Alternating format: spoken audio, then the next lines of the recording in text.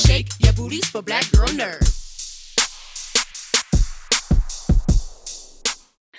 But thank you, ladies, again. The series is fabulous. I wish I would have seen something like this when I was younger. I might have chosen a whole different career path. And now in season 2, it keeps getting bigger and better, and more things are happening. Beginning with you, Wrenn. We're in the middle of this Cold War. We have the military is heavily involved. What is the journey going to be like for Margot this season with all these external forces kind of affecting their mission?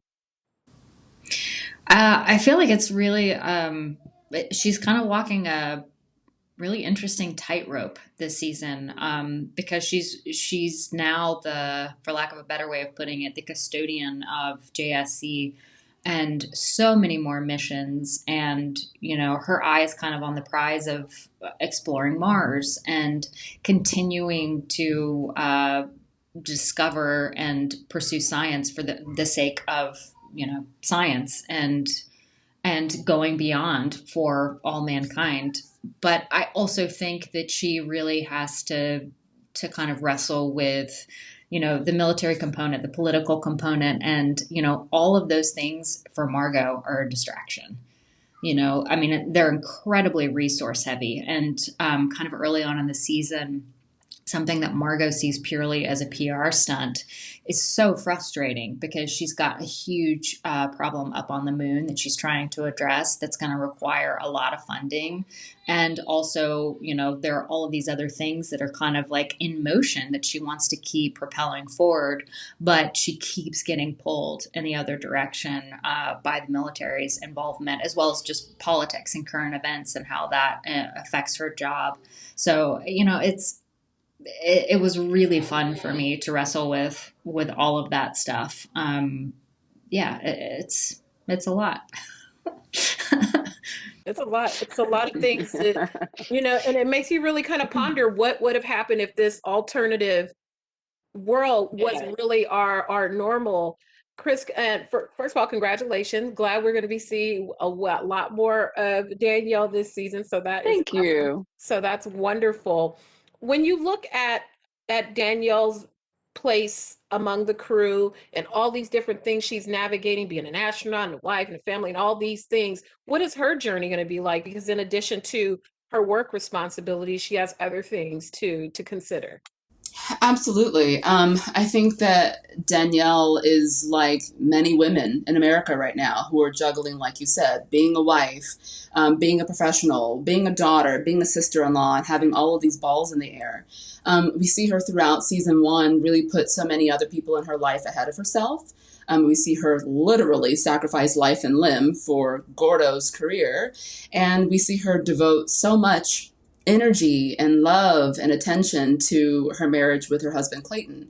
And so 10 years later, when we meet Danielle, we start to see what the result is when you give so much of yourself that now you've got nearly nothing left in the tank for yourself. And so throughout season 2, I think we see Danielle journey back to filling up her own tank of what do I need? What do I deserve? What can I fight for myself? And sort of be selfish in some ways to put herself first and to get her comeuppance. Mm-hmm. The show is beautifully moving into season 2 and later in season 3. But now looking back at season 1, Wrenn, what are you most proud of when you reflect on the first season and see where this season is going? What are you proud of, and when you look at the evolution of your character? Oh, wow. That is a really great question. That's a great I question. thought you were going in one direction and then one in another. I mean, I think in the first season, I really, really loved getting to play and see also, how the whole team brought it together once everything was edited together. The evolution of Margot as one of the smartest people in the room, if not the smartest person in the room, um, really struggle with how to kind of navigate the politics and a room full of men, just the politics, I guess, of a workplace, really, because for her, if it's all about the work, then, people's feelings and socializing, like all of that seems secondary to her because she's about the work. And I feel like it was really fun to see her struggle in the first season with that, to fail, and to kind of really have to overcome that, especially in the last 2 episodes where she's really, she very much is qualified to be a flight director, but to be a flight director, you also have to have the trust of every single person in that room because you're all working together as a team. And, you're all important. It's not just about like, who's got the coolest chess moves. It really is about the team. So I really loved watching that journey from just like, I'm fighting for myself, I'm fighting for a spot in that room, to also, I've got to gain the trust of all these people, and I have no idea how to do that.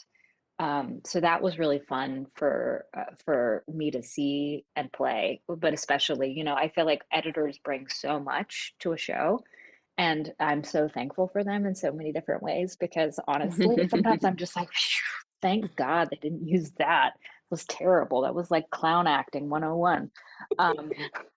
But yeah, that was really like my one of my favorite things to see.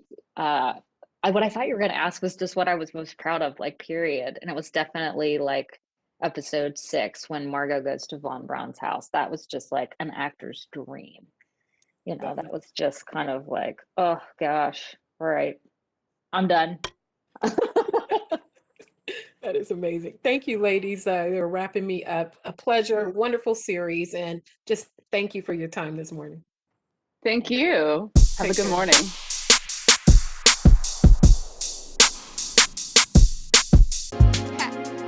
Better shake your booties for black girl nerves. Better shake your booties for black girl nerves.